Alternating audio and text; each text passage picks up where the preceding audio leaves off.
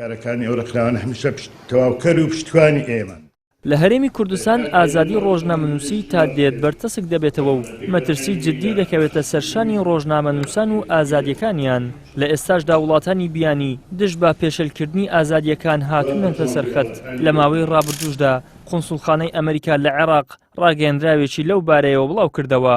لا نوێترین پێشهاتیشدا کارمەندێکی بەشی کاروباری گشتی قونسوڵخانەی ئەمریکا لە هەولێر ڕوبەڕووی ڕۆژنامەنووسان وتی ویلایەتە یەکگرتووەکانی ئەمریکا شان بەشانی ئێوە دەوەستێتەوە بۆ ئەوەی بەبێ کۆتوبەند کارەکانیان بکەن.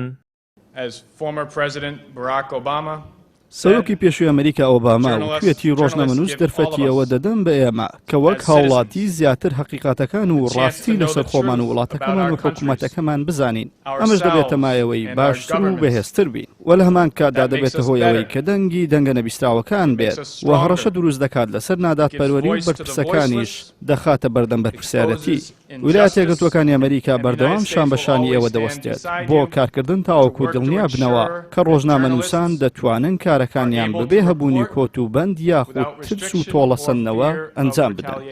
ڕۆژنامەنووسێکیش دەڵێت بەکارهێنانی دادگا بۆ جێبەجێکردنی مەرام و مەهامی حزبی و شەخسی مەترسی گەورە دەخاتە سەرڕەوتی دادوەری و کاری ڕۆژنامەنووسی لە هەرێمی کوردستان. ئێستا کە ڕەوش ڕۆژنامەنووسی لە هەرێمی کوردستان لە بارودۆخێکی ناتەندروستدایە بەداخەوە کە یاسایەکمان هەیە یاسای کاری ڕۆژنامەوانیە بەداخەوە کاری پێ ناکرێت بە شێوازێک لە شێوازەکان بازنەی ئازادی ڕۆژنامەگەری لە هەرێمی کوردستان بەرتەسک بۆتەوە ئەوەش وا دەکات ڕاستی و دروست و حقیقەتی واقعی کوردستان نەگاتە خەڵکی کوردستان. بەداخەوە داگاکان بە یاسای کاری ڕۆژنامەوانی مامەڵە لەگەڵ ڕۆژنامەنووسان ناکەن بە ئەو یاسا کۆرانەی کە لە سەردەمی ڕژێمی بەعەس بووە زیاتر بەو یاسایانە کار دەکرێت ئەوەش بە حقیقەت تالی لە بەرژەوەندی کاری ڕۆژنامەوانی و ڕۆژنامەنووساندا نییە. ناڕەزایەتیەکان دژ بە سزادانی ڕۆژنامەنووسان و دەستبەردانی حزب و پارتە سیاسیەکان لە کاروباری دادگا دەرخەری ئەو ڕاستیە کە هێشتا بانگەشەی بوونی ئازادی ڕاو سەروەری یاسا تەنها دروشمی بریقەدارن و هیچی لە زەمینەی واقعدا بوونی نییە. ئیدریس محەممەد، کەناڵی ئاسمانی پەیام، هەولێر.